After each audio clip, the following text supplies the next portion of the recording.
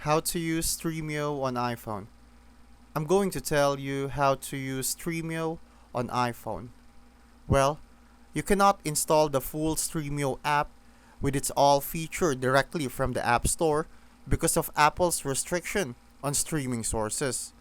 But there's still a way to use it. Open a browser and go to stremio.com. This opens the web version of the app, which lets you sign in and access your library, add-ons, and synced content. You won't be able to stream everything like on desktop, but it still works for managing your account, checking your watch list, and using some official add-ons.